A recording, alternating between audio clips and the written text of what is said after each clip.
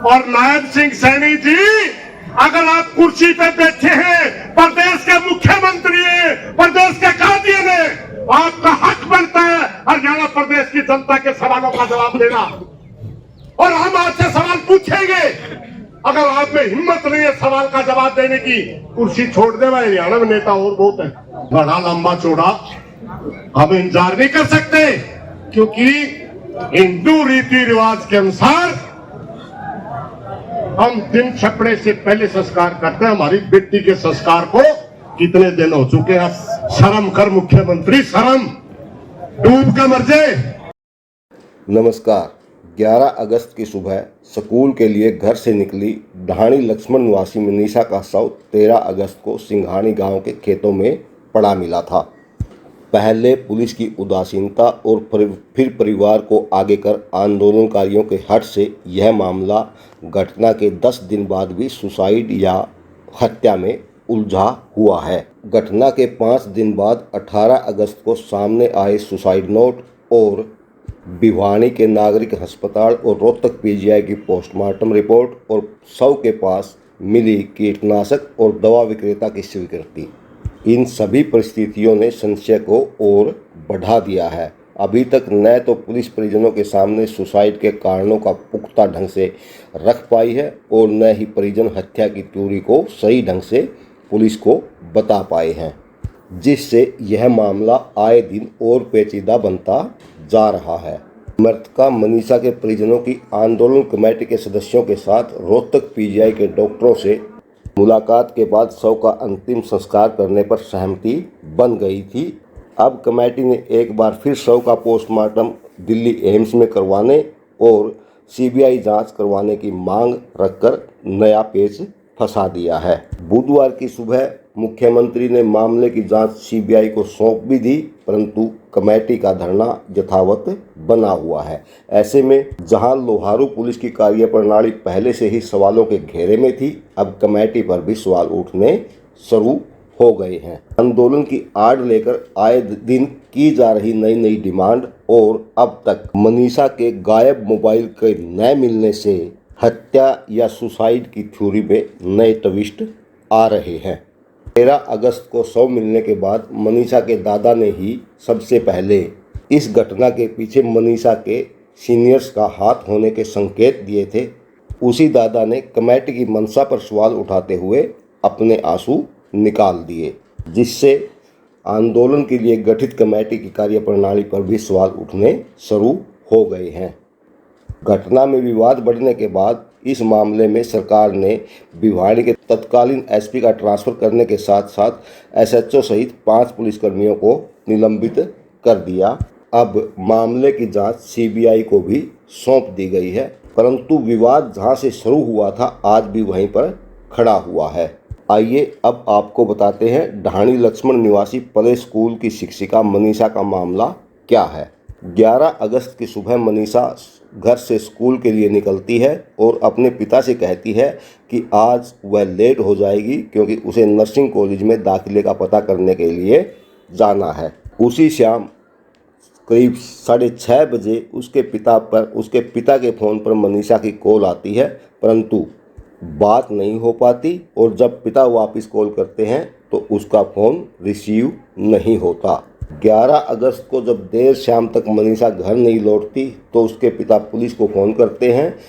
Dial 112 की team Manisha के घर पहुंचती है और फिर उसे साथ लेकर कॉलेज जाती है, जहां पर उसे 3 व्यक्ति मिल, परंतु वो कॉलेज का सीसीटीवी दिखाने से मना कर देते हैं, जिस पर डायल 112 की टीम मौन रहती है। फिर जब मनीषा के पिता संजय थाने में गुमशुदगी की रिपोर्ट दर्ज करवाने जाते हैं तो एसएचओ भी उनकी बात को गंभीरता से नहीं लेते। 13 अगस्त को मनीषा का शव सिंघानी गांव के खेतों में पड़ा मिलता है।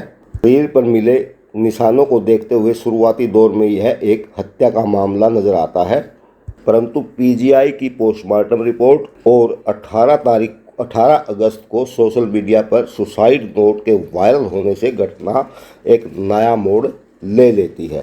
मनीषा की हत्या की गई या फिर मनीषा ने सुसाइड किया, इस बारे में तो अभी कुछ भी कहना जल्दबाजी होगी, परंतु इस घटना की आड़ में कुछ लोगों ने धरना स्थल पर पहुंचकर अपने राजनीतिक हित साधने भी शुरू कर दिए हैं।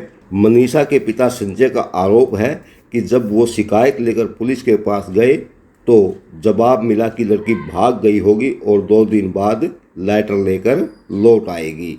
सीआईडी सिक्योरिटी वाले भाई सुन दो भाई, हमारा कमेटी के साथी फैसला सुना के तड़के तेन कह के थे, ये तो बिना मुंह का घूमड़ा हो गया यार, तेरी डिमांड का भी नहीं मेरा।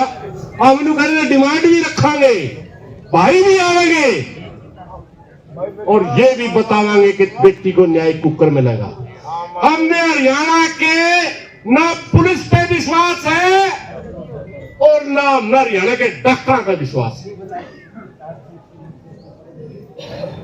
हमारी बेटी का पोस्टमार्टम हो तीसरी बार, और वो भी दिल्ली करवावांगे हम, इसमें दिल्ली, हरियाणा में नहीं करवाएंगे।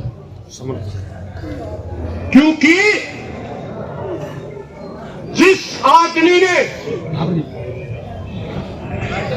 भिवानी के डॉक्टर की पोस्टमार्टम रिपोर्ट बदलवाई और उसके इशारे के ऊपर एक प्रदेश का एमडी सदर का डॉक्टर जो आगे दावेदार है एमडीयू यूनिवर्सिटी का वाइस चांसलर बनने के लिए बीसी की लाइन में वो नाम है उसका, इतना बड़ा आदमी जिसके इशारे पर बोल गया होगा कि छोटा आदमी होगा और हरियाणा में करिया करवाएंगे, फिर भी अपना गला यहाँ बनेगी, इसलिए हम दिल्ली करवाएंगे।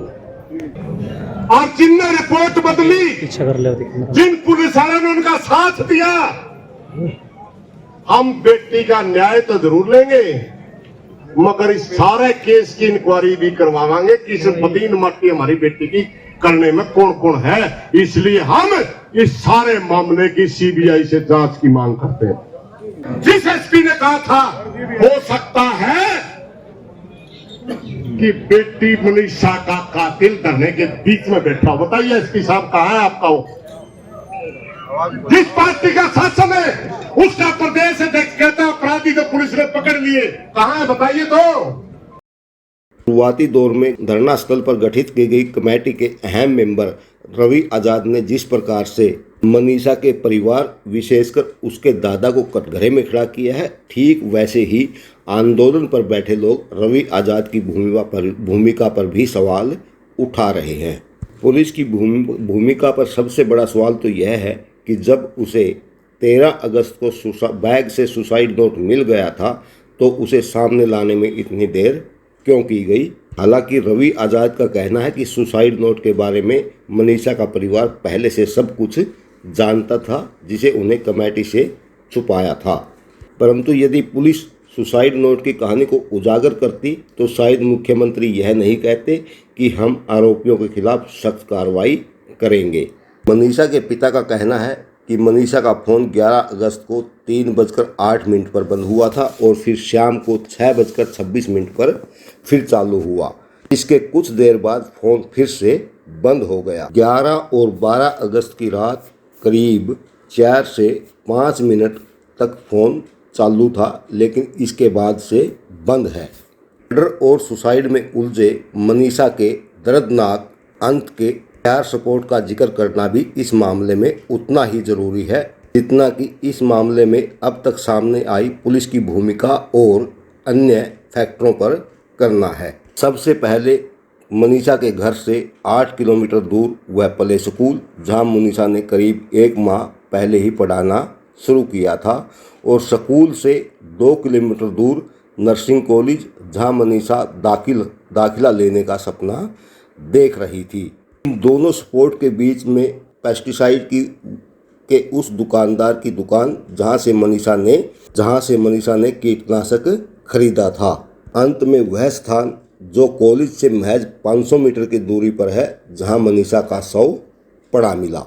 अभी तक इनमें से किसी भी एक सवाल का जवाब अभी तक न तो पुलिस की तरफ से सही रूप से दिया जा सका है और न ही मनीषा के परिजन मनीषा की दैनिक दिनचर्या को सही ढंग से पुलिस के सामने रख पाए हैं। जब तक पूरी स्थिति सामने स्पष्ट नहीं हो पाती तब तक यह कहना सही नहीं होगा कि मनीषा ने सुसाइड किया या फिर मनीषा का कत्ल किया गया। ऐसे में इस बात से पूरी तरह इनकार नहीं किया जा सकता कि इस मनीषा मामले को लेकर पुलिस या परिजन कुछ न कुछ ऐसी चीज़ अवश्य छुपा रहे हैं जिससे इस मामले का खुलासा होने में आए दिन देरी होती जा रही है।